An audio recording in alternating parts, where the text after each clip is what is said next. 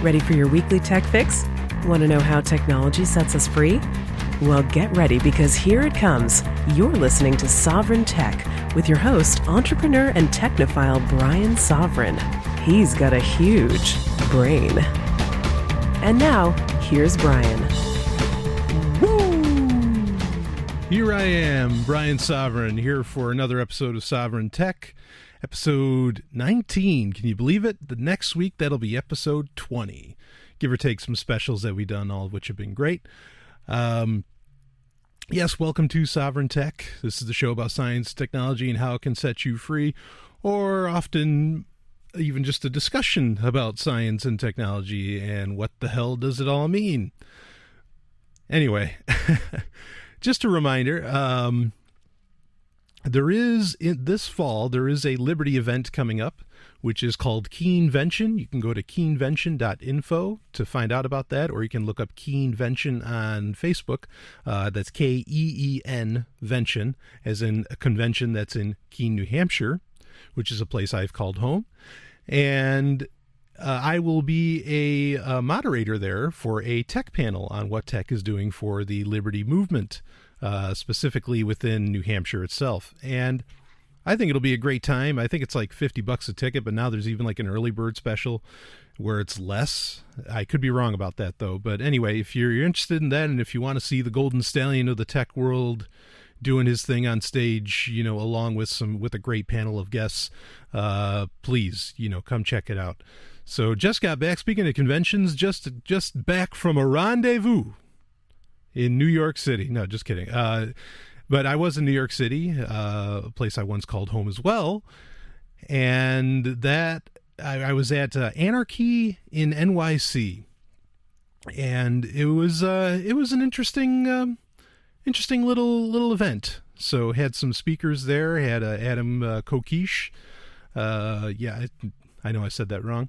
And had Stefan Molinox, said that wrong too. And it was a good time, just getting to talk to people, and it was amazing to be holding it in the middle of New York City. I mean, that's the one place, while there'd be a lot of anarcho-communists there, I can envision that. To find a lot of, anarcho-capitalists or pick your flavor of anarchism there was pretty impressive, and it was a good turnout, a few hundred people at least, I'm sure.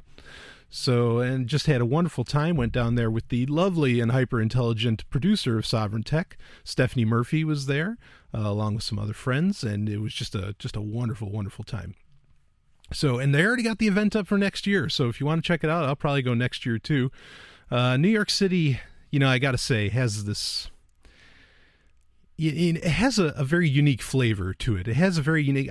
One of the things I wouldn't want to necessarily live in New York City again. But one of the things I do enjoy about it is that there's just commerce happening all the time. I mean, there's just people living, and they don't even question. It's like, well, is the water going to arrive? Is there going to be food? They just know all this stuff is going to be there, and it's going to be available for them, and it's beautiful, and there's all kinds of wonderful things, wonderful cultural diversities to eat from, and to enjoy, and just so much going on. It's so alive, with humanity. And I gotta admit, I do enjoy that and sometimes miss it. So it's good to dive back in every once in a while into the city. But anyway, let's get right to today's story. Speaking of the specials, I mentioned them earlier. We did do a space special recently that a lot of people seem to really enjoy. And I left out, just for maybe mass appeal, I left out a certain subject, with regards to what do we do if we end up going to space. And anyway, we'll touch on it now, but before we do, CNET, this is just this month. We're in April 2013, and this poll is from just this month, just a few days ago, actually. And it's is Hawking right about us needing to colonize space? And this is, of course, Hawking is Dr. Stephen Hawking, who is a very unique individual. I mean that in the nicest way. And the byline is, all-around smart guy Stephen Hawking is pushing for humanity to hurry up and figure out ways to colonize in space in case we ruin the planet we already have. Whether or not you feel we're ruining our planet is completely up to you. I'll leave that to you. I admittedly to some degree, I do like a lot of the green technology. I mean, okay, here's the problem. The problem is that you can't legislate people into being like environmentally conscious. That doesn't work. But as far as making things that use less power, well, that's good overall, especially when talking about something like going into space. The less power, say, that, the device you use a lot takes when you go into space, that's the less power that your spacecraft has to generate. So green technology in and of itself isn't a bad thing. Recycling in and of itself isn't a bad thing. In fact, I think they're all very good things. Being, conservation, not conservative. Conservative is a bad thing, but conservation, I think, is overall a good thing. And actually, again, going into space, that's very important. These are very important skills, or very important traits to take with us, and important knowledge to take with us. So there's nothing inherently bad with all that. The only bad part is when it becomes legislation and essentially by force of the gun, no, you're going to have to use recycled paper or I'm going to blow your head off. Now that's terrible, obviously. Okay, everyone would agree with that. And, obviously I'm being very extreme with the fact that the government would essentially kill you, for not using recycled toilet paper. But again, overall, I think that's pretty good. And getting into the whole organic movement and all that stuff, I think all of that is just great. Okay, but again, we don't want it to be legislated. Wow, how did I even get onto that? So, all right, because he said we were going to ruin the planet we have. So it's up to you whether or not we're actually ruining the planet we have. And I think there's a great, if you want to look up, go to YouTube and type in George Carlin, as in the comedian, George Carlin, Earth Day, and he has a great speech on what most environmentalists actually think, and that pretty much answers that. And I will leave you to go look that up while we continue on with our topic today on Sovereign Tech. And so there's this poll, what did CNET readers think? Is Dr. Hawking right? Do we need to, get your ass to Mars, as Schwarzenegger would say, before we ruin this planet? So the poll goes, let's see, there's 4 options. One is, yes, Hawking is right. This planet isn't going to last much longer. The other is no, humanity will figure out a way to endure on Earth. And the third is maybe. It depends on whether we can take better care of the planet. And the fourth one is other, and allows you to expand in the comments. Obviously, as I'm sure you're guessing, the very first one, yes, Hawking is right, this planet isn't going to last much longer, ended up with 62%. 21% said maybe, it depends on whether we can take better care of the planet, and 11% said no, humanity will figure out a way to endure on Earth. As for myself, and then of course 6% for other. As to myself, I'd be on the side of no, humanity will figure out a way to endure on Earth. I think that's the one I would have chosen if I took the poll. But at the same time, Stephen Hawking is not the first person to say this. Carl Sagan was notorious for consistently making the statement in his books and other works that we need to be at least a two-planet species, meaning that, say some virus, he wasn't even talking about global warming or any of that other nonsense. He was saying, if humanity, somehow a virus infected everybody on Earth, at least humanity would be on another planet to be able to live on as a species. And now if the poll was towards that angle, would I say, yes, Carl Sagan is right, we need to do that? I would say yes. That's a far more engaging reason to colonize space. As far as where would we go to colonize, would we go to the moon? Would we go to Mars? Yeah, the moon's certainly viable. Mars certainly is in a very attractive position, but I'll tease this little thought. What if we went to Venus? It's actually closer than Mars. The trip doesn't take really nowhere near as long. What if we went to Venus? I know what you're thinking. Venus is a mess. Or is it? Anyway, so, that's Hawking's prediction. We need to get out of there. Okay, fine. So we go there because the planet's ruined, or we go there because Carl Sagan, like he said, we need to be a two-planet species. Well, guess what? We need to be a species, and to be a species, one of the prerequisites for being a race is procreation. So let's talk about procreation. Let's talk about sex, baby. Let's talk about you and me. Let's talk about all the good things. All right. Here we go. This is from Mashable, and this was a great article. I don't know if I'm going to read the whole thing through because it's pretty long, but we'll hit the high notes. I don't know what isn't a high note about sex, but anyway, it's Sex on Mars, a dangerous love story. And this is by Amanda Wills. And again, it's from Mashable. When Jane first met John, she knew that they would spend the rest of their lives together. Literally, the pair spent more than 8 years in spaceflight training before leaving Earth without the possibility of return.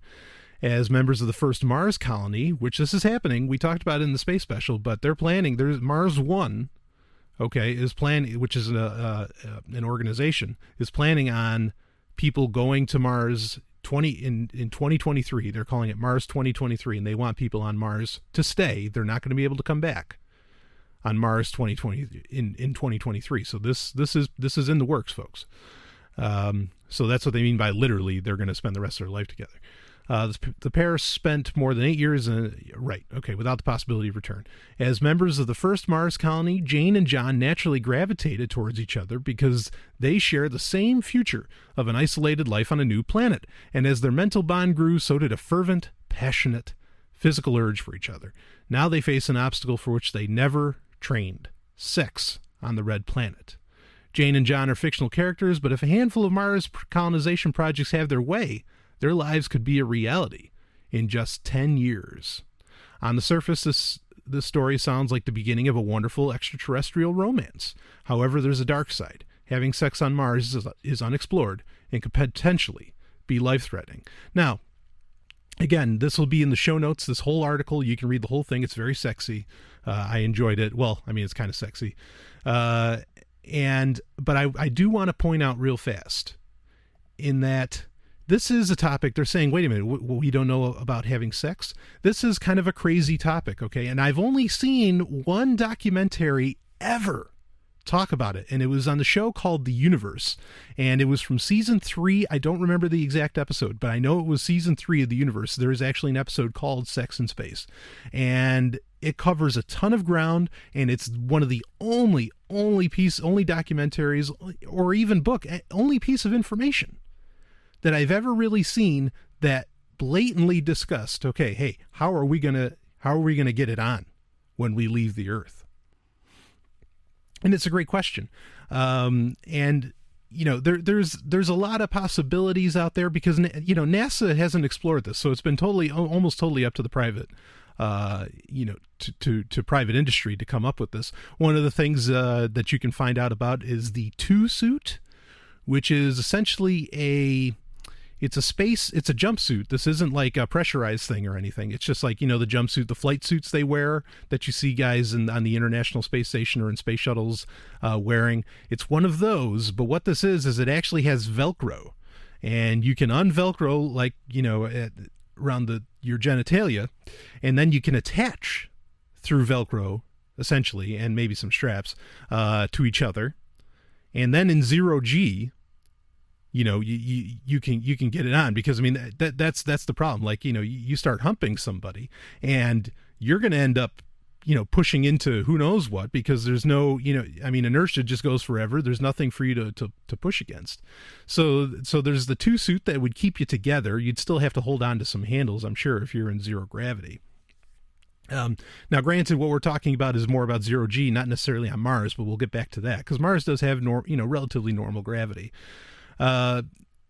And so you have the 2 suit. There's also the 3 dolphin technique, which I don't know if I've mentioned on the show, but that's kind of like the 3 dolphin technique is something, as far as any actual research that the government or that NASA or any space agency has actually done, or the Air Force, this is what they came up with, was the 3 dolphin technique, in which that's it. There's 3 people involved in the sex act. Someone holding the other 2 people, like compressed. Kind of like, frankly, like a sandwich. And you can let your mind wander as to, what exactly would happen with a 3 dolphin technique. But that is kind of like the way Again, that is sort of officially recognized by space agencies. It's like, okay, well, if there's any way we're going to do it, that's how we're going to do it. Now, where did they get the idea of the 3 dolphin technique? Apparently they watched 3 dolphins do it. Actually, no one's ever seen 3 dolphins do that. Now, dolphins have full-on orgies, which is fine if they had those in space as well. That's great with me. I'm there. But no one's ever actually seen like this 3 dolphin technique done by dolphins. So it's kind of a mystery as to where exactly they just came up with it. You can just say, well, they're perverts. Well, I guess I'm a pervert too, because I mean, sounds like a plan. But anyway, so those are really the 2 main things that I've heard as far as like how to get it on in space. And I have to admit, theoretically, the Russians, okay, even though they've never admitted it, and we've declassified a bunch of Russian space documents and studies recently, but maybe these haven't come up yet, or they've just stayed classified by, whatever government. The Russians with Mir, now the Russians have had women go up to space, no problem. Far more than America has. America certainly had its, female space explorers, but Russia's had quite a few more. And they've had plenty of time on Mir, which is a space station, a space station with a tremendous history, like operational history. It was a glowing success, far more than the ISS. Of course, the ISS isn't as old, or hasn't been around as long. Mir finally did, get abandoned, but it had its glory days, no doubt about it. And maybe there were some real glory days inside of Mir, and we just don't know about it. I find it very hard to believe the Russian, especially when you look at how Russians, at least under the USSR, kind of did things. They were exceptionally thorough, and they almost like wanted to reverse engineer everything. In fact, that's how they invented a lot of their stuff, was through reverse engineering, and they did it very well. And so they're so particular. I have a hard time believing that they never actually they have a space station and that they never studied, okay, we need to find out what it's like to have sex up here. And I'm sure they did it not just with women. They probably experimented with, all forms of homosexual sex as well, which good for them. So, but we don't know anything about that yet if they did. But I'm pretty confident that they did. So anyway, let's go with this article a little bit about having sex on Mars, and we'll skip right to a paragraph here. How do you do it on Mars? MDRS hasn't conducted any sex experiments to account for the gravity on Mars. However, Lenhart, who also teaches a class on human health and spaceflight at George Washington University, has an idea about what sex on Mars would be like, based on what we've learned about our bodies and microgravity from missions on the International Space Station. We've all seen videos of astronauts spinning in microgravity on the ISS, but Mars will be a little different, where there is some gravity. If you're speaking purely in terms of physical pleasure, sex on Mars wouldn't be that different than what we're used to. It would just be a little bumpy at first. In quotes, you could probably just do it like you do it on Earth, says Lenhart. The reality is that you would have to deal with physics.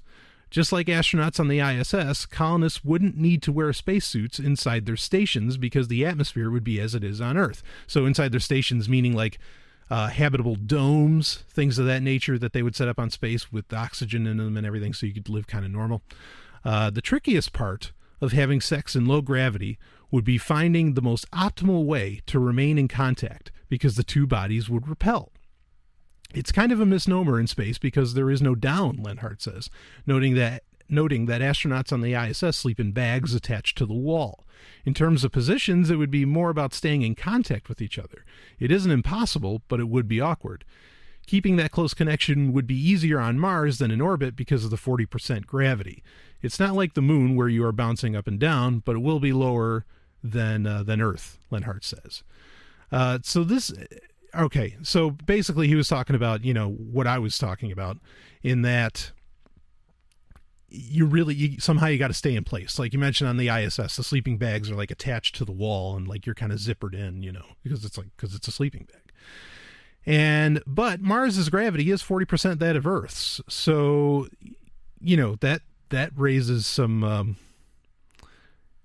that could make things fun, quite frankly, because I don't know, maybe it'd be a little awkward, but I don't think it'd be that awkward. And again, when you have less gravity, obviously you feel lighter. And your muscles, at least at first, now granted, you're going to have muscle decay eventually. This is like when you're in a space shuttle, you see guys where they're on like a treadmill, or not a treadmill, but in like a, it looks like a bicycle where they're pedaling. That's to keep their muscles from atrophy. That's to keep their muscles from degrading, because they're in lower gravity, and so they don't need the strength that all their muscles had developed on the higher gravity of Earth. So on Mars, eventually, your body, unless you worked it out, unless you constantly worked out, eventually your muscles would, they wouldn't need as much power as they have. But at first, when you're on Mars, you're going to have a lot of strength going on, or it's going to appear that way. And so I could see where that would make, that could make certain positions, like Lenhart said here, that can make some positions very, very interesting and maybe longer lasting. But anyway, let's see. So they talk about birth control in this article. Again, all of this will be at the show notes at, you can go to soundcloud.com/sovereigntech, or you can go to sovereigntech.com and you can look at the show notes there and you can read this whole article. It's incredibly fascinating.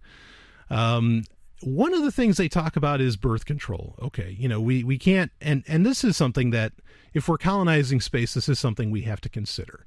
Okay, just on a practicality matter, has nothing to do, again, I don't want to legislate anything. Maybe these people do, these organizations like Mars One. It's not like they're anarchist organizations or anything. But as far as, having kids, I mean, that's something that has to be considered, is that, you have limited amount of space within which your population can grow because you're living inside of domes. All right, unless they're going to terraform Mars or something, all of which is possible, but at least in the future. And I was a little perturbed that in this, one of their solutions was female sterilization. They didn't even go to the idea, they're saying like condom, all this stuff would be, it'd be terrible to rely on condoms. It'd be terrible, to rely on this. And so they're talking about coming up with like modes of female sterilization. Now, myself, I would rather, why not just kind of sterilize the men or something? You know what I mean? I don't like female sterilization unless they came up with some kind of process where it was optional, but then they could just come up with that for the men. I think that's kind of a foolish move. But anyway, sex in space. It's time to start talking about it, in my opinion, and we're talking about it here on Sovereign Tech, and I'll be back with more. This is Brian Sovryn. You're listening to Sovereign Tech.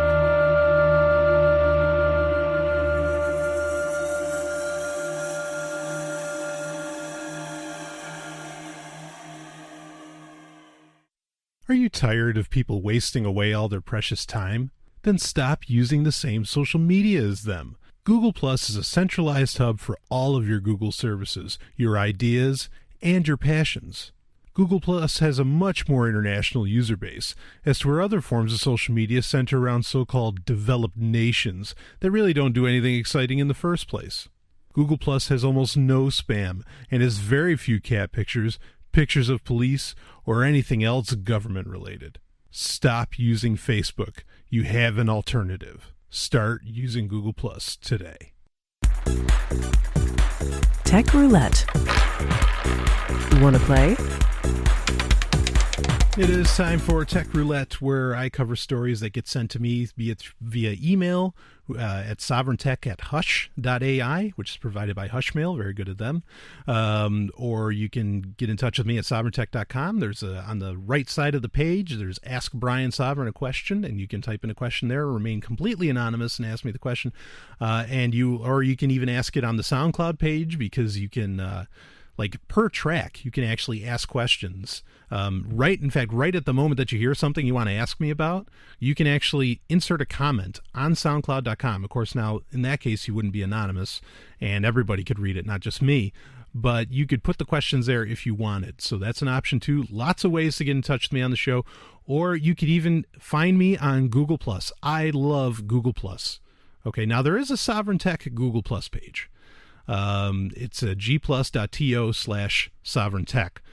But what I want to use more, I want to be like directly, if you guys want to be directly in touch with me, I actually, my My Google Plus page is totally public. And my personal one for Brian Sovryn, and that's at gplus.to/Brian Sovryn, BRIAN, and of course SOVRYN. And I'd really love for that to get used. There's lots of tech journalists, lots of guys that use their G Plus in that way. Robert Scoble does it. Mike Elgin, who's been on the show, does it. They just get right in touch with the people that follow their work. And I'd like the same. I really, really enjoy it. So feel free to add me. Like I say, it's totally public, so you don't have to add me. You can look at it anyway without even having a Google Plus account, quite frankly. But I post all the time. Sometimes what I say is rather controversial, but, hey, that's how it goes. And, talk to me. You can talk right to me and I'll respond. Okay? Anyway, so that's how we get stuff for Tech Roulette. Before we get into that, well, no, let's get into it.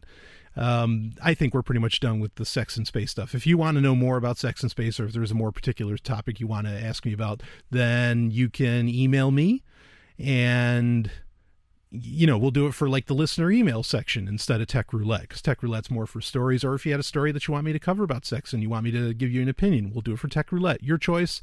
You get great. There's lots of ways for you to interact with Sovryn Tech, and they're available, and please use them. I love it. So, okay, so here we go. This is also from CNET. We talked about CNET in the last the last segment, and this is from Stephen Musil, and it's Google will brick Google Glasses if owners resell or loan them out. Terms of service warn users that their $1,500 high-tech specs will be deactivated if they try to resell or loan them to another person. And this was kindly sent from a listener, and I appreciate it. We talked about Google Glass a few episodes ago. I gave kind of a review of what was going to happen with Google Glass. And if you don't know what Google Glass is like essentially it's a pair of what looks like glasses, generally without any glass on them. And it's an Android machine. Like it works like, it has Android just like you have on your smartphone or whichever, on your tablet. And it has a little piece of like a cube of glass that sits above your right eye, and it projects directly onto your eye the interface, the screen. And like you can watch TV on it, or you can you get information all the time. You can check Facebook on it, and you command it doesn't have any like real buttons on it. You have to say, okay, glass, and then it does the thing. Anyway, these are really, really kind of controversial tech for a lot of people. There's legislation going on all around them. West Virginia already says you can't wear them while you're driving, or at least they're proposing legislation that says you can't do that. And this is where Google, though, is laying down kind of their own law as far as these things go. And I can sort of, let's read the article and then we'll explain it. If all you envisioned developing by being an early recipient of Google Glass Explorer Edition was a quick resale profit, think again. Google has rules against reselling the wearable tech without its permission. As the web giant began shipping the high-tech specs this week, it also unveiled a host of developer preview documentation, specs, and rules about what developers could and couldn't do. One of those things, apparently, is reselling or even loaning the $1,500 device to someone else. Developers who do risk having their prize specs deactivated. And as spotted by Wired, Google's terms of service regarding ownership and use are fairly specific. You may not resell, loan, transfer, or give your device to any other person. If you resell, loan, transfer, or give your device to any other person without Google's authorization, Google reserves the right to deactivate the device, and neither you nor the unauthorized person using the device will be entitled to any refund, product support, or product warranty. Whoa. That's not the only limitation placed on the new eyewear. Google, which generates 95% of its revenue through advertising, doesn't want developers placing ads on the hotly anticipated eyewear. The terms state that glassware is like a play on the word software, but it's for Google Glass. Get it? That's pretty clever. Developers may not serve or include any advertisements, and they may not charge users to download apps for the device. The terms of service were revealed Tuesday along with the documentation for the Mirror API, the programming interface that developers will use to create services for the high-tech eyewear. At the same time, Google revealed the high-tech spectacles specs, which include a 5-megapixel camera, a bone induction transducer for audio. That means that it actually doesn't have a speaker on it. It literally plays audio by bouncing sounds off of your cheekbones. It's a very old technology. And if you don't know about it, hit up Wikipedia. It's interesting. Bluetooth, Wi-Fi, and 12 gigabyte of usable memory. Another quick note with the bone conduction transducer for audio. The reason that it's not more popular, you can buy headphones that use this. So you can buy stuff that uses bone conduction audio. The reason that it's not that popular is because you don't get any bass, really. So the sound quality is kind of rough. But who knows? Maybe Google figured something out as far as how to make that somewhat better.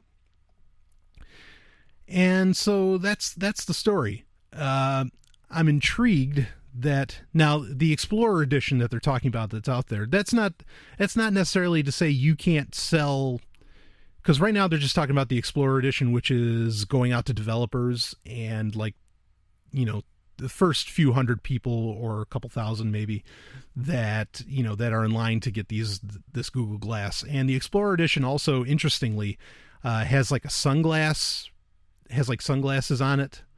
So I actually like the look of it better than I do the normal one, because the normal one is just like this rim that just runs around your eyebrow and you look like Geordie LaForge, the engineer from Star Trek The Next Generation. Good, we got the Star Trek reference out of the way for the day. And so these don't look as bad, this Explorer edition. But, I can kind of see what they're saying, because there's people out there who would resell this. Yes, should you technically be able to resell something? Should you be able to scalp tickets? Of course. But there's people who would make, you could probably make $50,000 off of a $1,500, because you had to cough up $1,500 to even to get your hands on the developer edition, which is what's been shipping. There's no real apps out right now. There's no real apps out there right now for this. The best thing it does at the moment, because again, this is going out to the developers so that they can develop apps for it, is that it can connect to your phone. Now, you can get the app that the Glass, essentially the Glass app for your Android phone, and that's already out there in the Google Play Store. You can get that, but even if you don't have a pair of glasses, but it's just not going to do anything, so it's a waste. But a lot of people have downloaded it already. Anyway, just to see what it looks like. So yeah, you could sell. Somebody would want this right now. No, I got to have it right now, and they would offer to somebody else, here, I'll give you $50,000, for that pair right now. And, you could really make that. So Google was very good. Now, they have a numbered amount of these developer editions going out. I know Leo Laporte from This Week in Tech, he's number 747 or something. And he even showed, he got a nice glass, they gave him a paperweight, that says I'm number 747, and it has his name on it and everything, almost like a placard. So they're taking it very seriously that, these are your glasses. And Google, I can kind of see, you have to understand Google's whole, mindset, because they have that whole shtick, where it's don't be evil. And while they're not anarchists by any means, which would, then I would believe that they didn't want to be evil.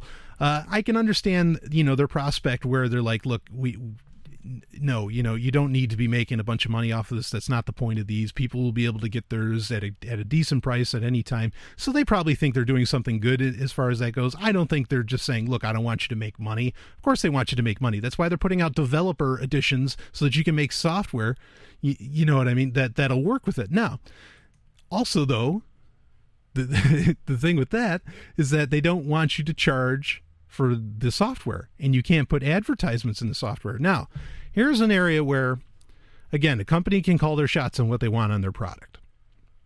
Okay. Probably where developers will make the money is that they'll make the money off of an app that works off of your phone that interfaces with Google Glass. Also, by no means, I don't think anybody is going to, this isn't going to stick. They're not just going to say, no, you cannot make any money off of glassware being software for Google Glass. I think that what they're just saying right now is that for the developer edition, while we're working out all these bugs, we want we want as large of a user base as possible before full release to be able to use all your software. So please don't charge for it, okay? Because this is all experimental stuff. And I hope, but so that's not going to stick. The thing I do hope sticks is the no advertisements. I kind of agree with Google on this one, where that would just get that's that future that everybody like freaks out about, where everything is just ads. Do I mind that terribly? No. And pretty good bet that that's not going to stick either. But I wouldn't mind if I even use these things. I have no real intention of doing it. But if I even use these things, I would personally appreciate if there was never an ad on there, and the only ads that would appear would be like when you did a Google search, just as they appear whenever you use google.com. That's enough, and I think that's enough for Google. However, admittedly, that can hold up other developers, because there's lots of developers that offer their apps for free that make nothing off of the actual app, other than the fact that they get paid advertisers to put like a little bar at the bottom of the app. So it'll be interesting to see how all that works. But now let's get to the main thrust of the story, the fact that they will brick your Google Glass if you try and give it to somebody else in any way, shape, or form. And, so yeah, it's a good question. I mean, what do people think about this? The fact that you can't just hand it over. Now, I think the point of mentioning this in the article, obviously the headline is to sort of inflame and get you interested and make you want to read. But would you rent your phone? No, of course not. Your phone's very personal. And again, keep in mind, this is only because I think what happened is a lot of people caught this story. And I looked around after it was sent to me. I looked around and see what other people were kind of saying to some degree. And most people are like, oh, I can't believe this. Google Glass is never going to take off because you can't sell them like to Gazelle or something. Gazelle is a service that buys back old, your old tablets or computers or smartphones. And maybe Google Glass. And that's not, you're missing it. It's just the developer edition that they're going to brick. That's all they're talking about is the developer edition. They want that to go to the people that they specifically chose. I mean, Google was very particular in who they're letting this get to. Okay, I mean, there was like contests of, what do you do with Google Glass, and whoever comes up with the best idea, will get a pair. You're still going to have to cough up $1,500, but you'll get a pair. All this stuff. So there's a reason they had absolutely specific methodology and decisions that they made. As to who these developer editions, this Explorer edition of Google Glass goes to. Okay, so this isn't like carte blanche that every pair of Google Glass from now on is going to get. We'll brick it if you give it to somebody else. I mean, only time is going to tell. We may find out when these finally get released, to the mass public. We may find out that, you get one login with this, and then you're, after you put in that login, that's it. They're stuck with that. It'd be a pretty bad move on Google's part, I think, because, they're going to want to come out with, new editions of their Google Glass. And at that point, maybe you could sell off the ones you have. There'll be Google Glass 2 and Google Glass 5.0, in the future. If the product even takes off in the first place, which is, in my opinion, debatable. I mean, there's going to be people that are going to use this and going to love it. It's probably going to get used forever. But what I'm talking about is like real mass appeal, like smartphones. Is this going to take off like smartphones did when the iPhone came out and changed everything? It's a good question. My opinion right now, as I've talked about on the show before, is that no, it will not take off in that regard. But, I'm looking forward to it. So again, this whole article is merely referencing the developer editions that have been released. All these rules and everything, I think, even though as much as I'd like for the ads to not appear anymore in my eye in the future, if I ever actually use one of these, all this stuff is just simply referring to the developer edition, as far as I understand. Google has not come out with a statement. Now, maybe I'm wrong, along with a bunch of other tech journalists, that this is going to apply for the future, for every, not just the developer editions, but for every pair of Google Glass in the future. Maybe. We'll see. And if so, I'll make sure I talk about the story on Sovryn Tech as soon as that story, hits the street. So, but these things are out there. Google Glass is out there. It's in the wild. We kind of saw a few pairs. Like, I know somebody got a picture of somebody wearing it in Washington, D.C. a few months back. So now it's like in what you would call beta testing. And it is really, really out there. People have them. I mentioned the guy's name earlier, Robert Scoble, who I hope to have on the show in the future. He's just taking pictures right and left and posting them up on Google+. Only on Google+, because it just makes sense. With Google Glass, the interface can instantly upload to Google+, easily, because it's a Google product. It's running off of Android, which has great Google+ integration. So that's why the pictures aren't going directly up to Facebook, because Facebook is a different company. So it just makes sense that he's using that with Google Glass. And I think, again, this is an area. Now, we talked a little bit about Google Plus before. This is as far as Google Glass goes, this is an area where Google Plus is going to become even more important, because obviously Google is going to want to put that front and center as far as everything you do with Google Glass. When you're using them to go skiing, when you're taking all these pictures and everything. I mean, actually, a really great feature that Google Plus has, and that this goes for Android phones and for iOS, for iPhones, the instant upload that sends, any picture you take, it instantly uploads it, keeps it private, mind you, until you want to share it. It keeps it private, but it instantly uploads the pictures. You could wipe your phone, of all of its data, and those pictures will be safe and sound up in Google Plus in an album. Of course, there's some degree of limited space, but it's a large amount of space that you can do that with. And it saves the HD photos, which is amazing, because, you think like Facebook, you can't even post HD photos. Like, after a certain resolution, Facebook doesn't even let you post them. It's sick. But anyway, so this is an area where Google Plus, again, is really going to come forefront with Google Glass, because they're just they're designed for each other. And in fact, I often wonder if you think that Google Plus's design looks a little clunky. I don't think it does. But if you feel like it looks like everything's kind of large, that's probably because it's been designed to work with iMotions on Google Glass. Just a thought.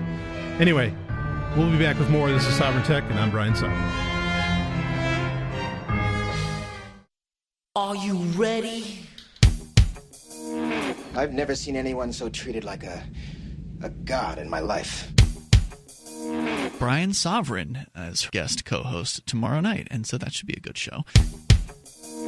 On that note, we just added Brian Sovryn. Okay, we haven't. Oh, is he good? He's been in the audience. He's certainly got opinions on things. Yes. I'm so close to being like God. No one is above me. Okay, absolutely no one. I don't take orders from anybody, and that's how much closer to God can you get? Is there anything he doesn't do better than everyone else? Oh, that's just his way of talking. He's one of the best. Break it down! Catch Sovryn Tech, the show about technology and how it can set you free with me, Brian Sovryn. That's Sovryn at SoundCloud.com/Sovryn Tech. Think you can tell me what to do? Wow. Oh. It's a website of the week. It is time for Website of the Week, where I talk about websites that I find particularly interesting or perhaps helpful to my listener audience. And I've gotten, with these picks of the week, the Website of the Week, Software of the Week, things like that, I have gotten some great feedback, and I appreciate the feedback. Please send as much feedback as you want. SovrynTech at HfzhP.ai, or pick your flavor. You can go on Google Plus and find me. That's fine. But a lot of people have found this stuff really helpful, and I appreciate that. I appreciate you letting me know that it's of use, because it's part of the reason I do it. So anyway, to cleanse our sins of all the sex we talked about in the first section of the show, let's talk about the Dead Sea Scrolls. I think you just heard the producer in the background. Of course, the lovely and hyper intelligent Stephanie Murphy, which we also mentioned earlier, not about having sex with, but anyway. You're the only one who gets to do that. If you heard that, you heard it here, folks. Anyway. So here we go. This is the Dead Sea Scrolls available online beautifully. It's at deadseascrolls.org.il, IL, of course, meaning Israel. But now you may wonder, okay, wait a minute, I'm an atheist. What are we doing looking into the Dead Sea Scrolls? Facts are, this is a very, very interesting subject, the Dead Sea Scrolls. It raises a lot of historical questions, and especially if you're an atheist and you're, say, I don't know if you're trying to engage in conversations with religious people, about why do they believe what they believe, or just getting into debates over like meanings of their beliefs and stuff like that. But if you were, the Dead Sea Scrolls is a positively fascinating thing to look into. But overall, they really, this website is gorgeous. It is a really, really well done. It was done by the Israel Antiquities Authority. And they give you full presentation. They explain, the project. They explain it all, and you get to look at some of the Dead Sea Scrolls. And then with the wonders of Google Translate and other technologies, you can really, you can look at this stuff and you can see that, wow, amazingly, the Bible that we have today does a pretty good job of translating what these things said. So even if you're a religious, I have some listeners that are religious people, and I'm glad you're listening to the show. I'm not trying to convert you. Maybe I am, but this is good for you to look at and maybe to even embolden your faith. But I see it as more where it really raises like so many questions as to what exactly. Now, I was raised Jewish, and in fact, the Dead Sea Scrolls is one of the things that really slaps Judaism in the face, because you run into what's called the Book of Enoch. And without getting into a big story about the Book of Enoch, if you really want me to talk about that, email me at sovereigntech@hush.ai or get in touch with me through whatever other means, and I will talk about the Book of Enoch if you want. But the Book of Enoch is interesting because we know, thanks to the Dead Sea Scrolls, that it is older than Christ, and that it is a genuinely Jewish text, and that it describes a Judaism that isn't rabbinic at all. It describes, in fact, a completely... You have... Now, the Dead Sea... Well, we're up on time. I'll leave you with the hook. Anyway, we'll be back with more Sovereign Tech in just a moment. Listener emails coming up. Always a good time. This is Brian Sovryn.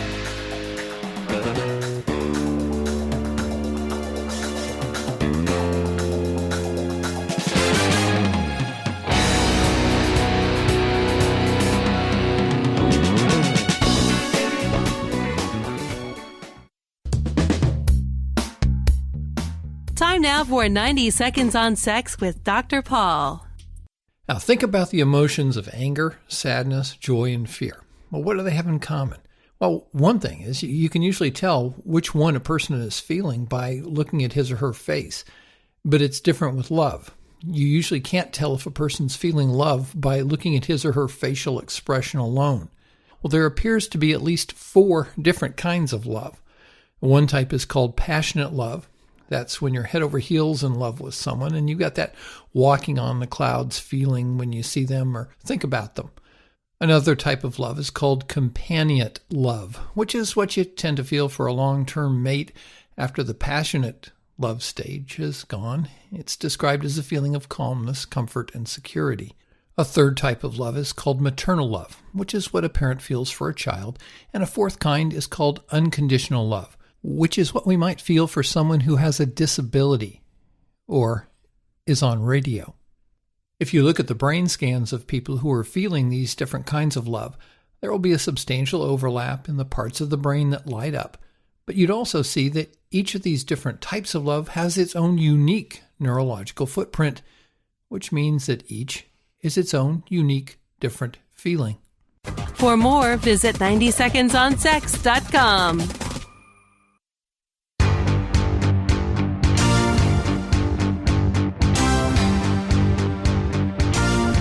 It is time for listener emails, where I cover the emails that my listeners send to me, whatever they may be about. Sometimes, admittedly, I will answer, like if it's an email I'm not going to get to for a couple weeks or even a month maybe. I do have a lot of listener emails, many of which I haven't gotten to.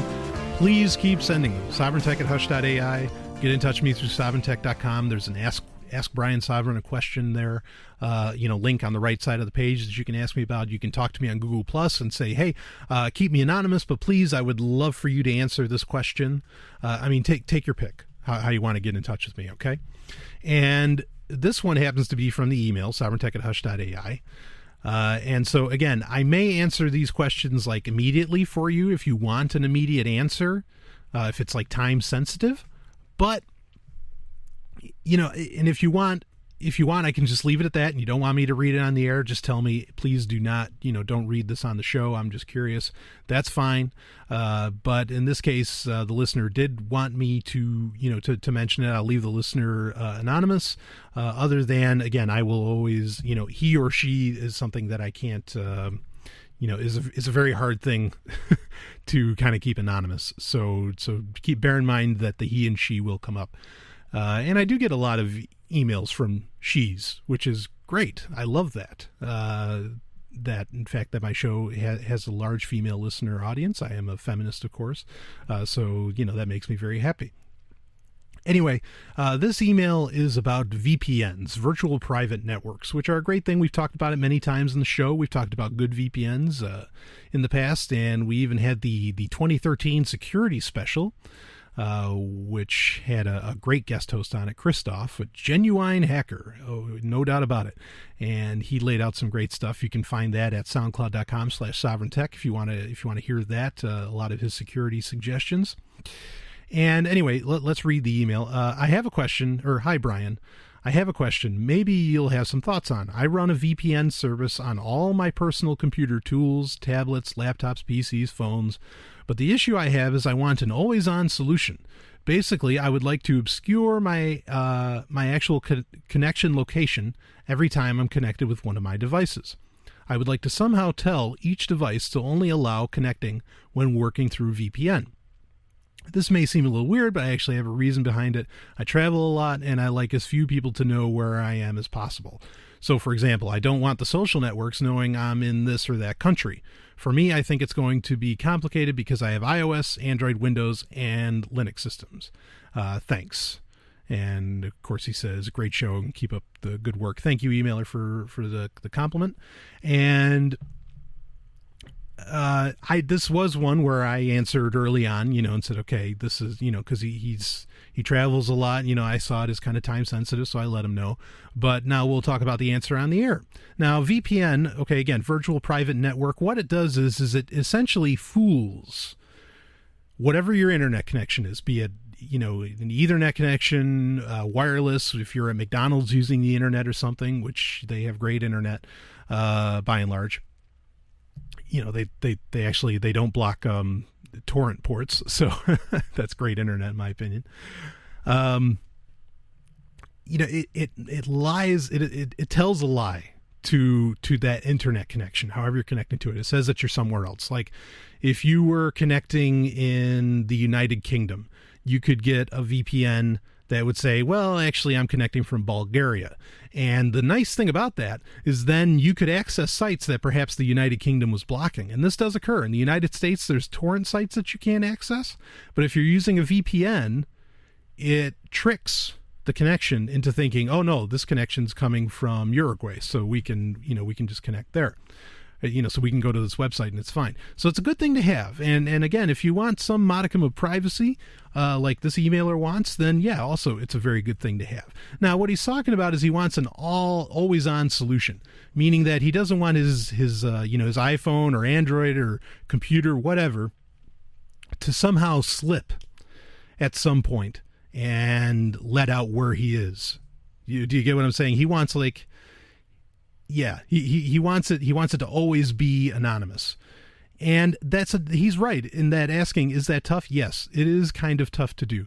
And there's really only one solution I'm aware of. If you know of more, you're more than welcome to email me at sovereigntech@hush.ai. And if you want credit, I'll give you credit for it, and I'll mention on the air, other possible solutions. I think that's great. That's the wonder of the internet, crowdsourcing information and anything else. Let's see. What you can use, it's hidemyass.com. Okay, and that's been mentioned on the show before. It's not like there's another one, privateinternetaccess.com. That one's nice because it takes bitcoins. Hidemyass.com does not take bitcoins, and it is one of the more expensive of the VPN services out there. But you pay more, you get more. And what this allows for, I mean, we'll break this up in two sections. Okay, say for his PCs, be it if he's using OS X, he's using a Mac, if he's using Linux or Windows. What it has, it's called Secure IP Bind. IP being Internet Protocol, which is what the VPN is telling the lie about, saying that the Internet Protocol is different from where the computer actually is, this like little number. And with Secure IP Bind, you can actually tell hidemyass.com, you'll download software, and you can tell it which pieces of software, like you can tell it to tell Chrome or Firefox or Internet Explorer, or take your pick. Or it could be some other program that accesses the internet, like even like Photoshop or something. And Secure IP Bind, you can tell it, only have this program access the internet through Secure IP Bind. So then, literally, you will always be connecting through VPN, always. Admittedly, now that's great. It works great for Mac, works great for Windows. Admittedly, for Linux, it's kind of like an alpha, the graphical interface to do that. So, I mean, if you know your terminal, and that's great if you do, if you know your terminal, you'll be fine, and you can still use Secure IP Bind. But that's really the only one I know, especially, and that's really cool because, that sort of gives you a lot of options in that, okay, this program can say I'm from the U.S., this program can say that, I'm from, the Jewish Oblate in Russia. And that's a real country, or kind of a country. Anyway, the other thing that he mentions, and I just want to get this out of the way quick, is like, I don't want social networks knowing, what country I'm in and things like that. Pay attention to, like, Facebook has options. Facebook, I mean, I'm sure the emailer already knows this, but there's options to where Facebook says, to tell my location, like especially in its Messenger app. You can always turn that off. And I recommend it. I mean, what does it matter where they know where you are, unless you're trying to boast or something about where you are. But by and large, I mean, just you can, there's a little icon that you can click and just turn that off. You don't really need a VPN for that kind of thing. But anyway, so let's say you have your phone, your smartphone, or your tablet that you want to connect with as far as that goes. As far as iOS, this being iPhone and iPad, since they have the update for iOS 6.1, because of that, there are some problems with the always-on VPN. Otherwise, actually, I mean, and you would use the protocols from hidemyass.com. So everything I'm talking about here, you're going to use hidemyass.com for. Okay. And with that, iOS already has like an always-on connection option in settings. And so that's kind of solved, but in 6.1, and they haven't really said what exactly the change was in 6.1. I'll keep an eye on the news for that, and if someone wants to know, I'll mention it on the show. So there may be some problems with that. So iOS already has the always-on kind of option there, which is great. As far as Android, kind of a similar situation, but in the opposite. Okay, Android has an always-on VPN option. All right, again, you're going to use the codes that hidemyass.com gives you. All right, but for Android, it only works, the always-on VPN only works on Android version 4.2 and up. Okay, now that's Jelly Bean, which you may think, that your device, your Android device has Jelly Bean, but there's a difference. There's Jelly Bean that's 4.1, and then there's Jelly Bean that's 4.2. They're both called Jelly Bean. They didn't change the name, as to where, like, when Android 4.0 was Ice Cream Sandwich, and then when 4.1 came out, they called it Jelly Bean, and then 4.2, they just still called it Jelly Bean. Okay, so you got to know that you're using not 4.1.2, it's got to be 4.2 It can be 4.2.1 and 4.2.2, but it's got to be 4.2 for that always-on option for Android. Now, and that can be problematic because a lot of carriers and tablet makers are kind of bad about updating Android to like the latest version that Google releases. This is a reason that I recommend that you actually, if you're going to use Android devices, I totally recommend buying Google made, or at least like Nexus. The Google has the Nexus line, and sometimes Google doesn't make the product. It'll be Samsung, or most of the time they don't. It'll be Samsung or LG or Asus, sorry. And when you get those, Google's really, really good as far as with their Nexus line, always updating, the version of Android on there. So you always have the latest. So keep that in mind, if you're interested in this too. Okay, fine. Yeah, Android, good. So if you went out and bought a Nexus 7 or a Nexus 10, you'd have Android 4.22 on there, and you could do the always-on VPN.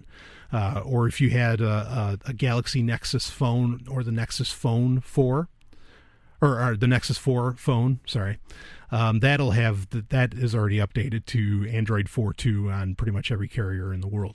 So again, a good reason to buy from the Nexus line is that you always get the latest features, like an always-on VPN.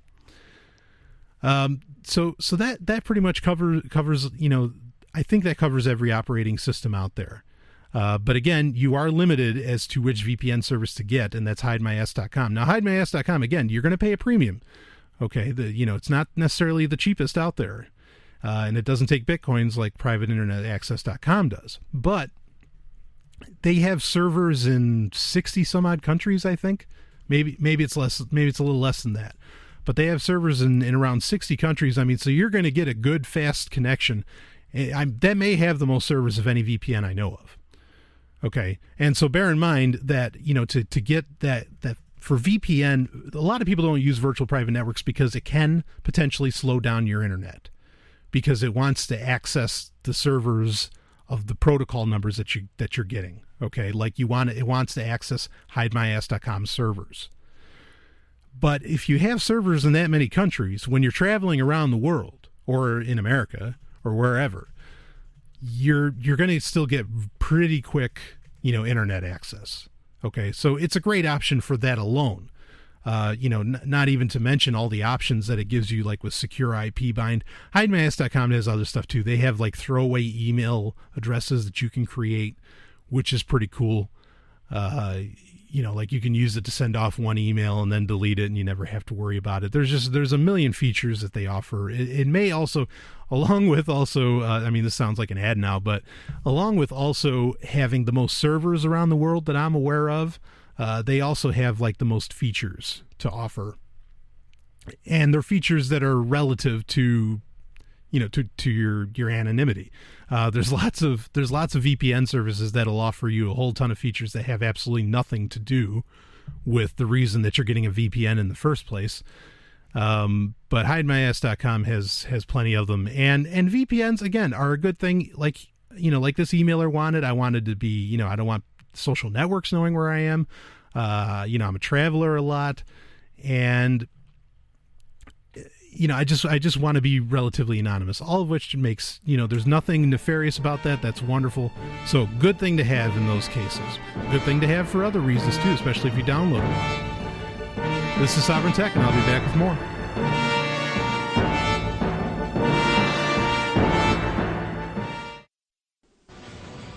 Got an energy spike. Launch. In the third age of mankind, an age plagued by an evil empire that seeks to destroy humanity. It is our last, best hope for peace. It is Babylon 5. All fighter squadrons launched. Get us out of here. Return fire. Freeze them! Watch Babylon 5. You can watch Babylon 5 and experience the greatest show in television history. See the entire series completely free by going to thewb.com/shows/Babylon 5.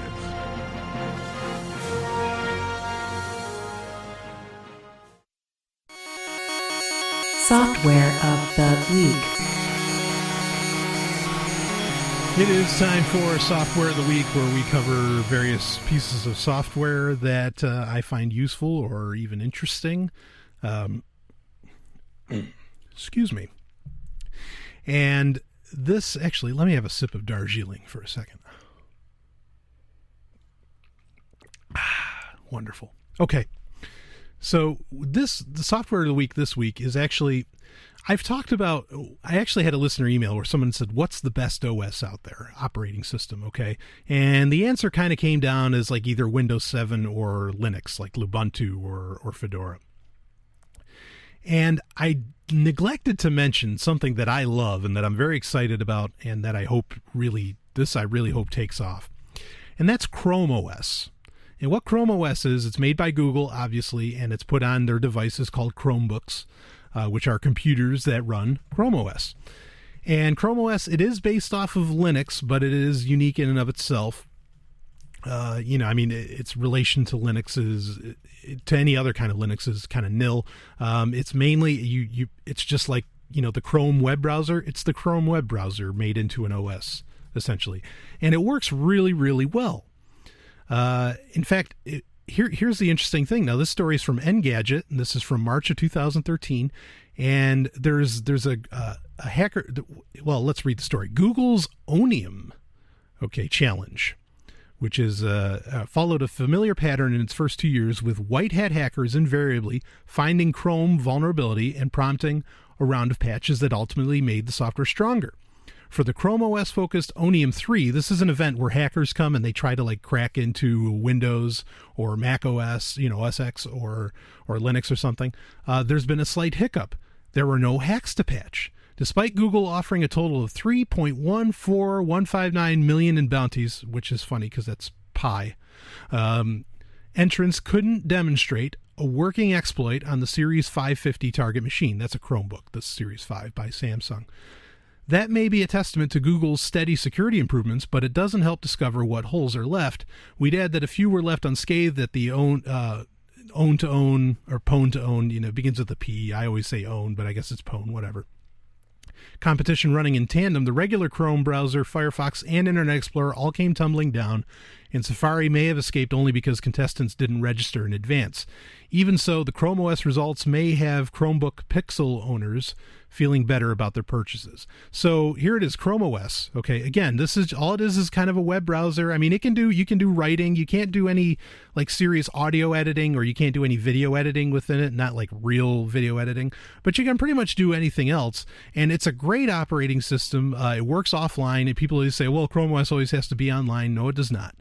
But this is the interesting thing about Chrome OS, is that it's almost unhackable, or it is unhackable. They can't break into it. These are the best. They offered $3 million. Go ahead, crack our OS, and go for it. And it didn't. And they couldn't do it. Some of the best hackers in the world couldn't crack it. I mean, for me, that's a selling point on Chrome OS in and of itself. Okay, despite its limitations, if you go to events like Black Hat or DEF CON, oh man, I'm bringing a Chromebook with me.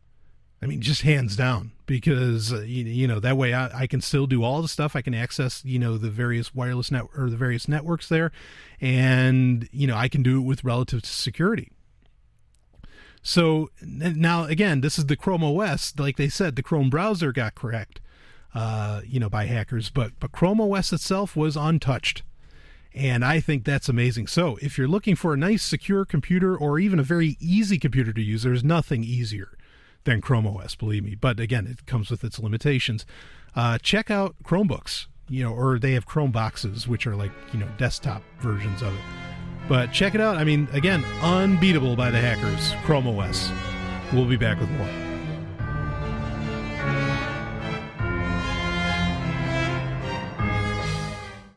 What does freedom mean? Tune in to LRN.FM to find out. LRN.FM is the Liberty Radio Network, a collection of live talk radio and podcasts, all coming from a principled pro-liberty perspective. LRN.FM show hosts aren't left, right, or conspiracy kooks. You can tune in 24/7 to LRN.FM via your phone, computer, satellite, and more. Listen free anytime at LRN.FM. That's LRN.FM. Brian! Stop playing those video games! Just a minute, Mom. Game Talk.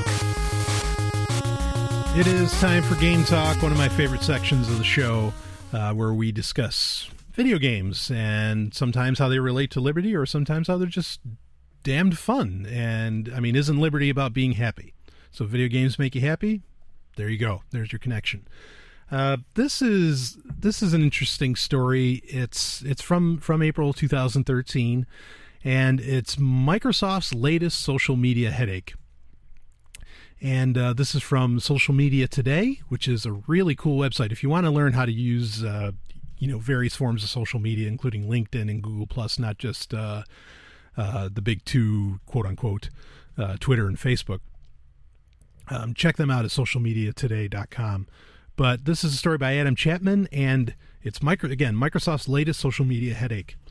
On Thursday, a then unknown creative director at Microsoft Studios named Adam Orth had what he thought was a harmless Twitter conversation loosely about Microsoft's anticipated yet unannounced new Xbox with his friend Manveer Air, a developer at BioWare.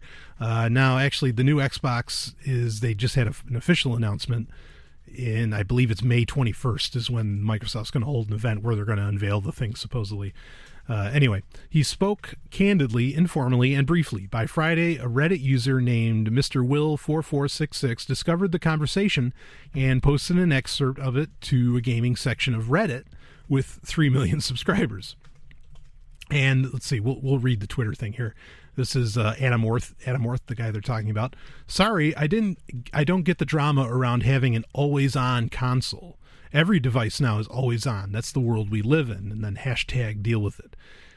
And what he's talking about is that supposedly, the Xbox, the new Xbox, is going to have to always be connected to the internet to work.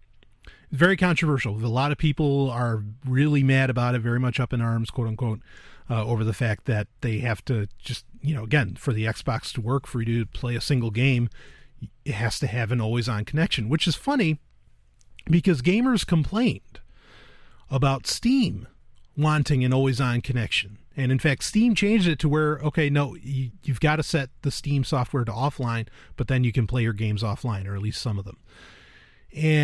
But it seems now, looks like the console gamers are going to have to hashtag deal with it, like Orth said, like Adam Orth said. Not that I agree with him, but anyway, so then the person he's talking to, Manveer Air, tweets, at Adam Orth, did you learn nothing from Diablo 3 or SimCity? Some people's internet goes out, right? Deal with it is a shitty reason. And then Orth says, electricity goes out too. And then Manveer Air says, you've lived in LA, San Francisco, Seattle, very connected places. Try living in Janesville, Wisconsin, or Blacksburg, Virginia. And then Orth says, why on earth would I live there? Whoa. And to make it worse, there's people that actually favorited some of Adam Orth's comments. Pretty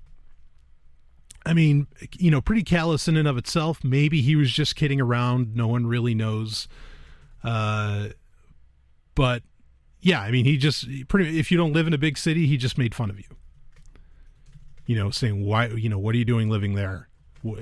And and he's like, well, yeah, so what if the internet goes out? So does the electric. Haha, no big deal. So it was pretty ugly. Anyway, we'll keep going with the article. What happened after was completely predictable and easily preventable. A firestorm of bad publicity hit Microsoft over the internet, eventually reaching Microsoft Chief of Staff for Interactive Entertainment Business, Aaron Greenberg, who had this to say. Let's see. One person, Lynn Dawson, or this one person makes a tweet saying, Adam Orth is very insulting to your customers. And Aaron Greenberg says, very sorry if you were offended. I don't actually know who he is. Now, let's see. He is, then Lynn Dawson says, he is a creative director at Microsoft Studios. Might want to shut him up. People on the net are up in arms over this guy. So he's a creative director. Yeah, I don't know who he is. Yeah, I think Microsoft's trying to downplay this. Anyway, eventually Larry Herb, better known as Major Nelson and the director of programming for the Microsoft Gaming Network Xbox Live, big guy at Microsoft, had to issue an official apology on behalf of Orth. And it goes like this. This is from April 5th, 2013. Official statement on what was said yesterday. I wanted to give you the official Microsoft statement regarding some comments you may have seen yesterday. We apologize for the inappropriate comments made by an employee on Twitter yesterday. This person is not a spokesperson for Microsoft, and his personal views do not reflect the customer-centric approach we take to our products or how we would communicate directly with our loyal consumers.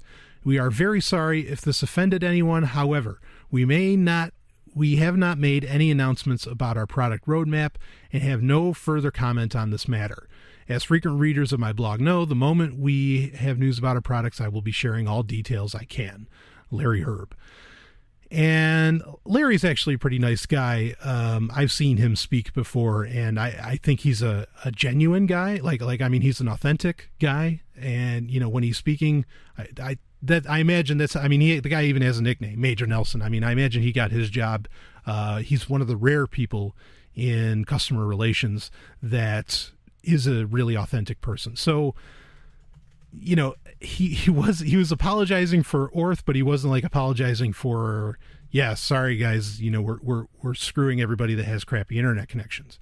Of course, it has yet to been made official that the I keep wanting to call it the 360, but that the new Xbox, not the 360, but that the new Xbox will have that always on connection. That may change.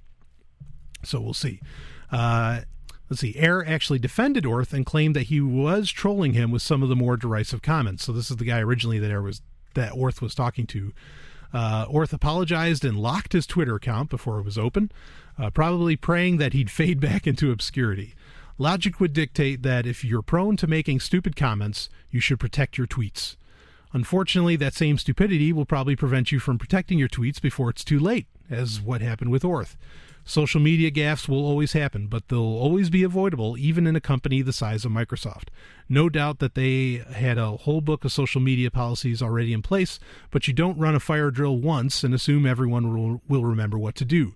Employees need to be reminded of policies, not necessarily constantly, but regularly. Otherwise, things like this will happen. Take this opportunity to review your own company's social media guidelines with your blah, blah, blah, blah, blah. So, wow. You know, a lot of people say this. They're like, how prevalent is it really that, your employers are going to want to look at your Facebook or at your Twitter account or at your Google Plus account or something like that? You know, how prevalent is this? Are they really asking you for your passwords? Well, I got the feeling that if it isn't prevalent now, it's going to be real fast with stories like this coming out all the time. You know, this isn't just Microsoft. There's lots of people with this stunt. But Microsoft, I mean, just handled it pretty poorly. And in fact, the stories came out later. Adam Orth got sent home. You know, he got fired. Or, you know, maybe they didn't say he was fired, that he was like released or something, but he got sent packing after this. And on a business end, you know, just my business part talking, yeah, you know, I don't want anybody to ever lose a job, but how can you let this go? How can you let, I mean, what, you know, granted, Manveer Air, who was asking the question of Adam Orth, you know, said, look, I was being a troll. But to have somebody in your organization that responds with, I don't care what my customers have a problem with, tell them to move. Nah, no, you know, that's not somebody I'd want working for me. As far as the always on thing with Microsoft, if in the coming month we find out at Sovryn Tech, if we find out that, yeah, that's all going to be true, we'll probably talk about it on Game Talk, and we'll go over what all that actually means, you know, to people. Because, I mean, but again, for Microsoft, I'll just say real quick, for Microsoft to have, you know, say this is true, that this is what Microsoft is absolutely doing, 100%, no question about it. It's not unfair of them to do, because, I mean, literally every company is doing it, except for maybe Sony, but though Sony initially wanted to do the same thing, they changed their mind when they saw the response to the rumors about the new Xbox. But I mean, like Photoshop, you know, in fact, the only way you can crack Photoshop now is by tricking it to be offline. And so Adobe's always been responding to that. So companies are doing this stuff all the time. Anyway, we'll be back with more Sovryn Tech in just a moment.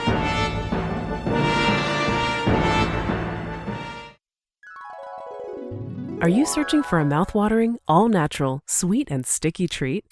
What if I told you it was also made by a chef who believes in freedom, just like you? You're not dreaming. This is real. Head over to mandrick.com. That's MANDRIK.com.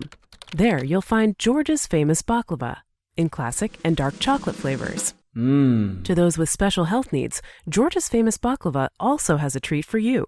Golden delicious low-carb gluten-free almond cookies. Order with PayPal or Bitcoins. In just a few days, your sweet treats will await you right at your doorstep. One more time, that's MANDRIK.com for George's famous baklava.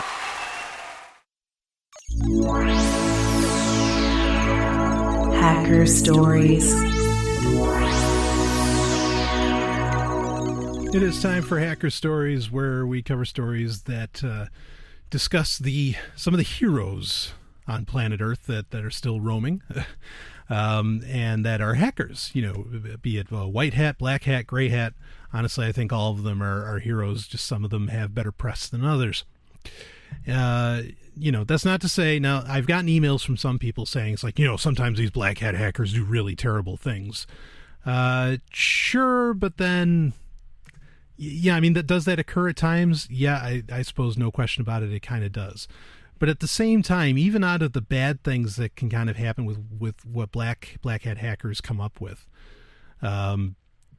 it shows us, like we talked about before in a previous episode, where now this wasn't a black hat hacker, but where a guy was able to hack an airplane supposedly with his Android phone. When these things come out, it shows us all how to be safer. So I guess you could say maybe it's an indirect hero, but that's a line of logic that I wouldn't want to go down.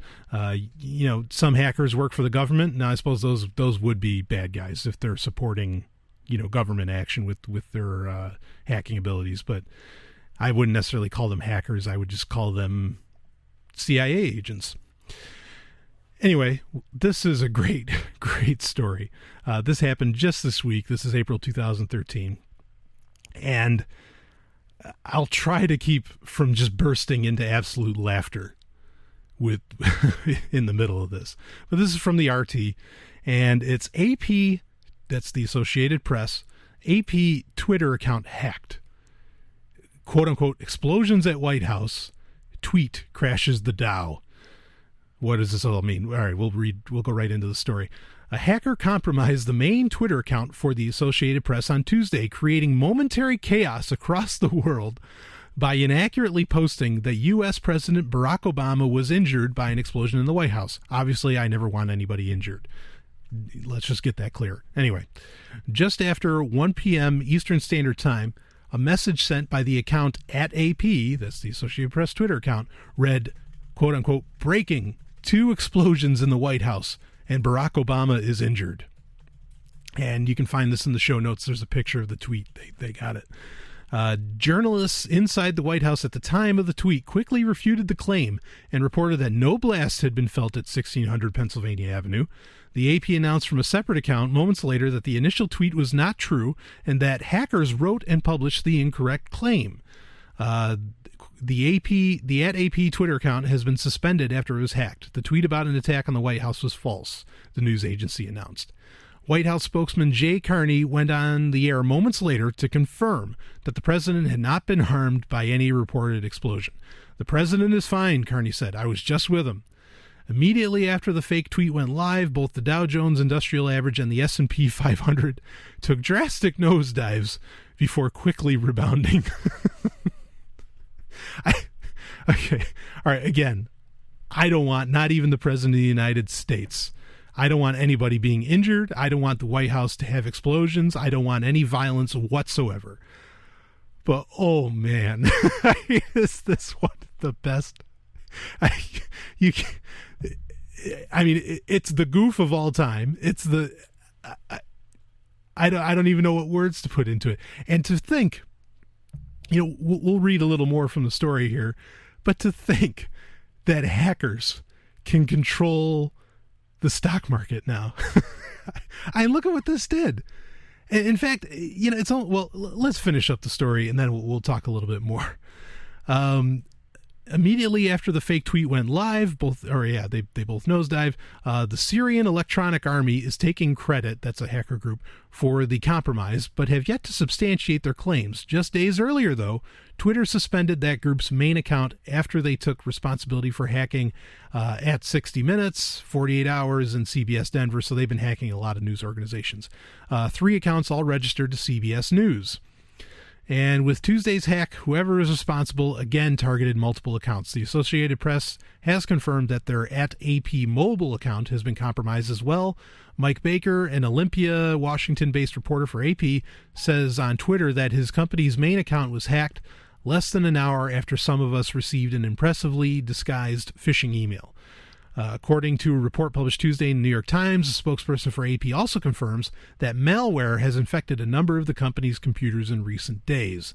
The Associated Press's main Twitter account is followed by nearly 2 million social media users. The FBI is trying to determine how hackers were able to access the Associated Press's Twitter feed and send out the fake tweet. FBI spokeswoman Jenny Shearer confirmed an investigation without providing further details. And there's a picture of the Dow Jones drop. And I mean, you want to talk about nosedive. I mean, that's a nosedive where it didn't pick back up. That plane crashed. Okay. Whoa. And, okay, I am incredibly disturbed, more so, by the fact that the health of the president and of the White House has so much control over my commerce. Okay, I am an investor.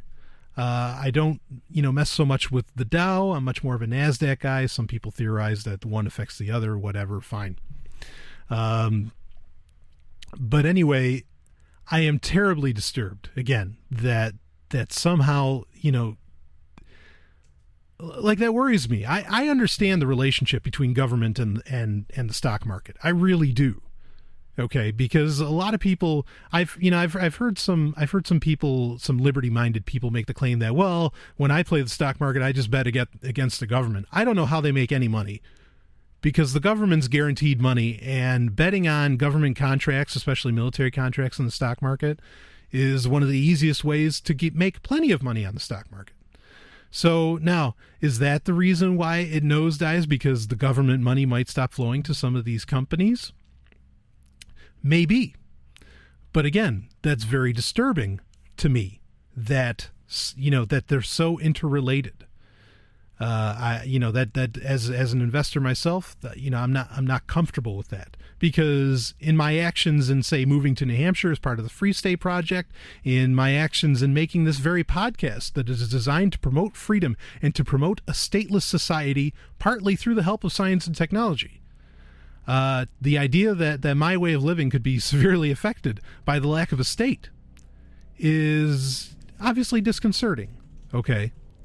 That said, I know the market would come up with an answer for this stuff, and companies there'd be an even greater opportunity to make much, much more money in a stateless society where the market had to actually innovate instead of rely on military contracts.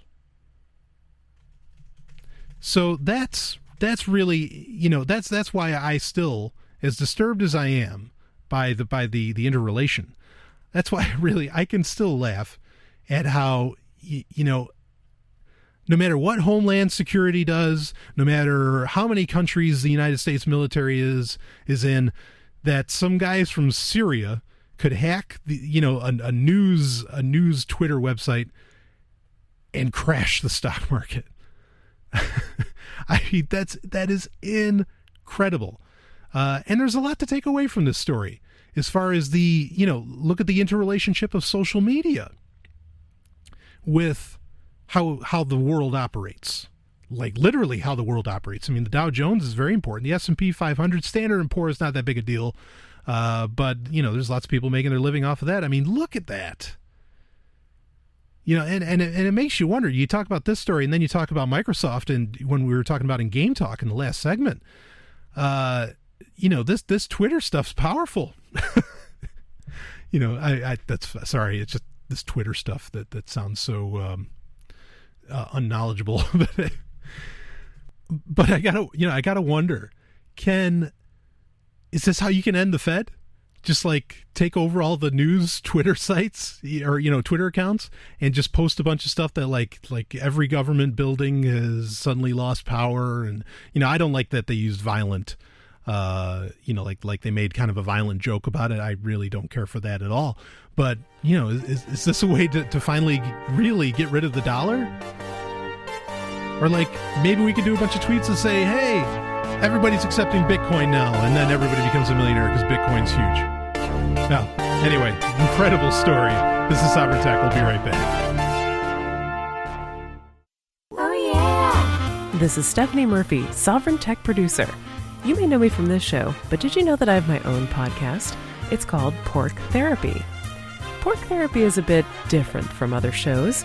We cover current events, big ideas, and even relationship issues, all through the lens of how we can get more freedom in our lives. Oh, and you'll love Sex and Science Hour. Join me on my website, porktherapy.com. That's porctherapy.com. Now back to Sovryn Tech.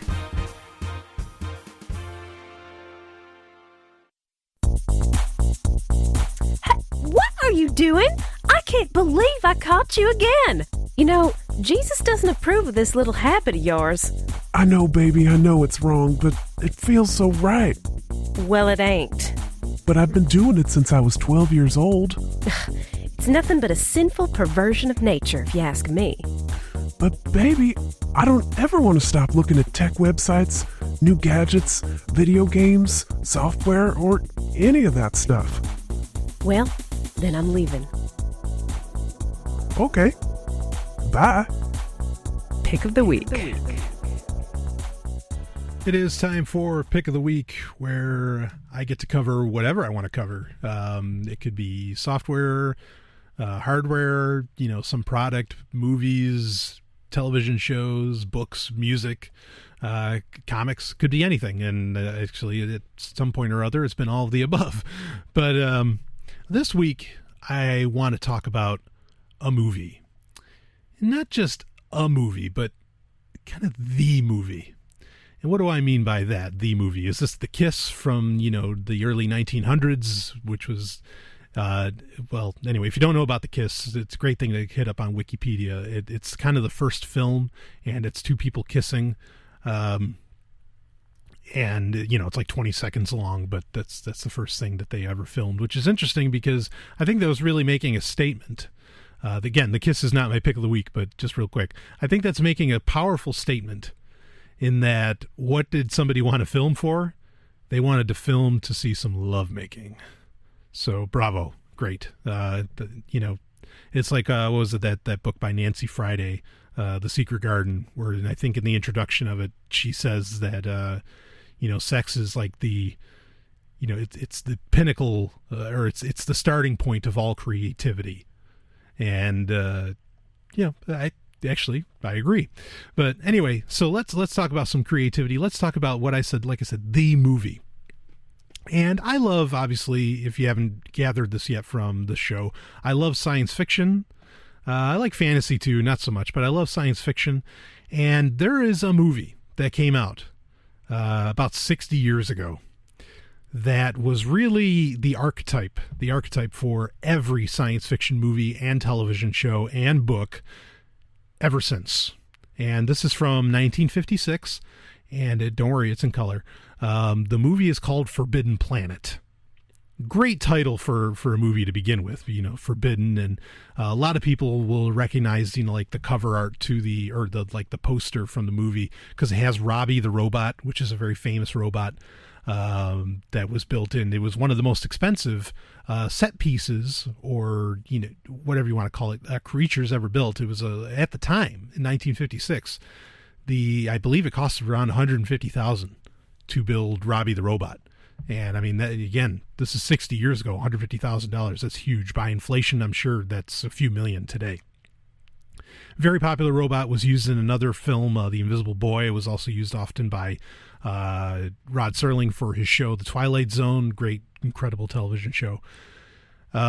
So Forbidden Planet, again, from 1956. And there's some notable things about the film. It starred Leslie Nielsen for one, and he's dead serious. He's not in a comedy. I love the movie alone for that.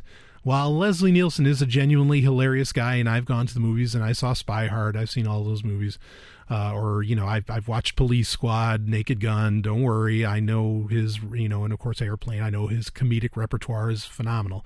But it's so cool to see Leslie Nielsen really young and being, serious as a heart attack.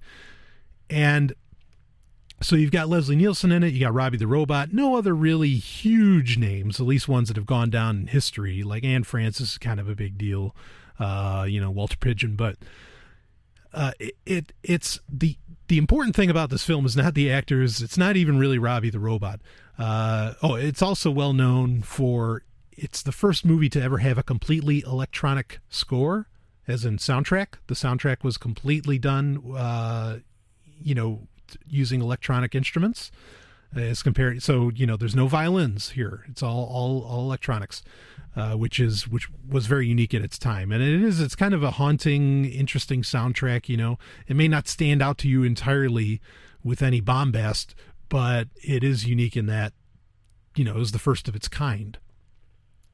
So what it's about, as far as what it's actually about, the movie is about, it takes place in like the 23rd century, and it's about a spaceship, a human-made spaceship, which that was unique as well. This is the first time a movie actually, remember, this is before Star Trek, this is before Star Wars, this is before Logan's Run, this is before every major science fiction film. This is in my opinion, this is the original. And the spaceship, it's the C-57D, and it looks like a flying saucer, and it's a United Planets cruiser. Boy, that sounds familiar. United Planets, kind of like United Federation of Planets, which is from Star Trek. Remember, this is before all these guys. It has kind of a military style command system, and it has a few people. The thing, it goes faster than hyperspace. There's an intro in the beginning, and how did we get here? Much like it's spoken. It's not text like Star Wars, but it gives you an introduction to, this is how we got to this point in time in the 23rd century. This is how we got to this point of technology. And anyway, this ship is led by Leslie Nielsen as the captain of the ship. There's even, there's the doctor on board who's the good friend with the captain. That sounds familiar, right? The only thing you're missing is like a real alien. But they're going to this planet, Altair 4, which is funny if you know Altair, the Altair 6, or the Altair computer. One of the very first big computers is the one that got Bill Gates all excited, the Altair.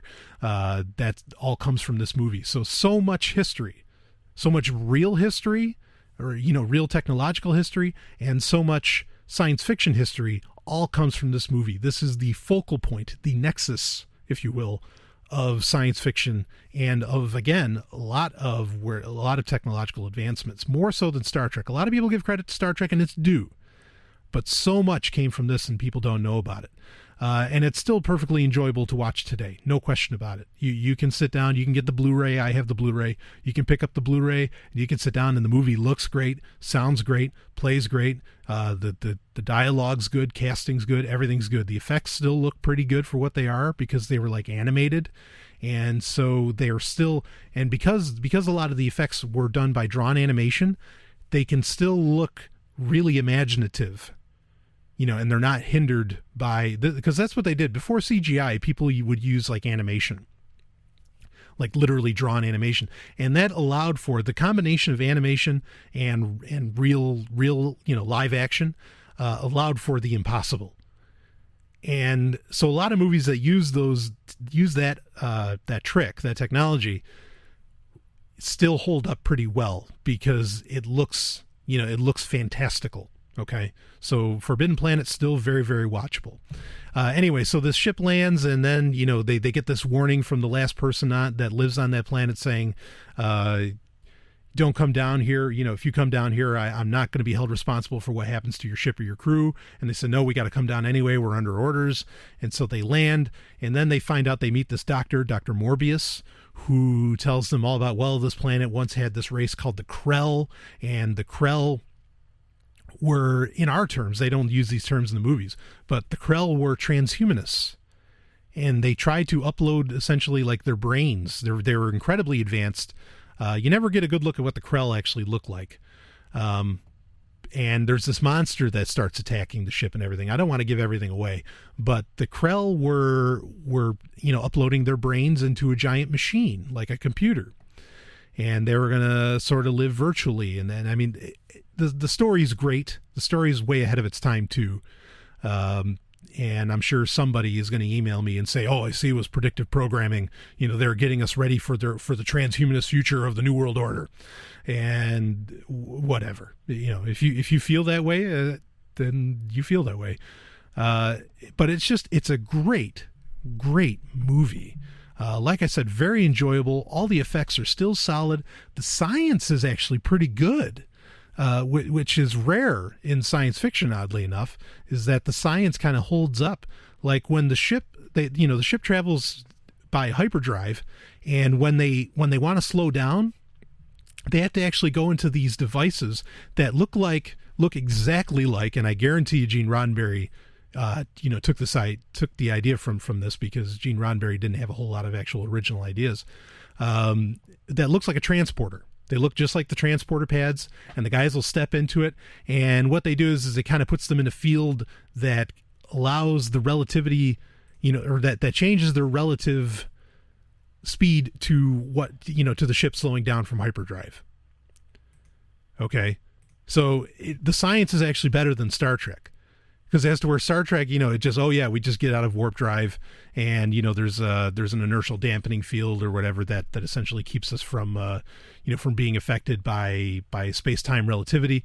This movie answers that question and says, you have to enter into like a specific state, within like this field generated inside the ship that will slow you down from the rest of the ship. Really fascinating. So again, science is solid, acting is solid, effects are solid for what they are, and they still don't look bad today.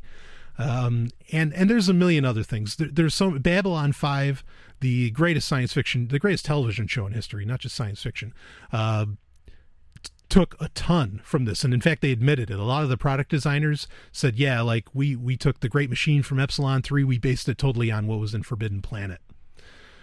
So you can see the roots of pretty much every summer blockbuster in this movie, and it still holds up today. And like Robbie the Robot still looks really advanced. Everything in it still looks good. It's kind of, as far as the weapons, it's kind of a ray gun type thing. But that's the other nice thing too, is it's not an incredibly violent movie. Violent actions occur, but it's not a violent film at all. It's far more of a thinking film. People die, yes, no doubt about that. But it's far more of a thinking film, and it's a beautiful, beautiful picture all the way around. They were planning in the early 2000s, there was talk about doing a remake, which obviously I would be against. I generally don't like remakes at all, especially take ones like Battlestar Galactica, which was an atrocity against the original work. And so they were talking about doing a remake, but then the guy, actually, J. Michael Straczynski, who made Babylon 5, got hired on by the producer of the Matrix films, Joel Silver. Great guy. And Straczynski said, "Look, I can't do it. I'm not going to do a remake, but can I do a sequel or prequels or something? Please let me do something." There's no need. Straczynski's point was, there's no need to remake this movie. It holds up. It's still solid. And in fact, I agree, because what's great about it is that, you can't make the claim, like when you talk about remakes and stuff, it's like, they're just copying. Like I said, every science fiction movie, or even a lot of just everyday movies, copied this hands down. It's from 1956. They copied it easy. And so you have such a tremendous claim that, no, this is the originator of all these ideas. And so eventually, I think in 2011, they mentioned that, yes, we're going to do prequels about the race, the Krell, that are talked about in the film. And I think that would be incredibly exciting and relevant to today, because again, the Krell went for a transhumanist future. And so, and today that's what we're pushing for, or at least that's what I'm pushing for. My money's on transhumanism, no doubt about it. So that would be great if that comes into fruition. Right now, it's kind of in development hell, from what I understand, unfortunately. But boy, that'd be good. So check it out. Forbidden Planet. I'm sure you can watch it even on YouTube. Somebody's got to post it up. It's from 1956, but don't let the date fool you. It is a solid film, still enjoyable today, and anybody can watch it. I mean, anybody. The thing might as well be rated G. So, anyway, this has been Sovryn Tech. Brian Sovryn with you. Please do not hesitate to check out the Google Plus page, gplus.to/Brian Sovryn. I'll see you next week. This has been Sovryn Tech. Visit us at sovryntech.com.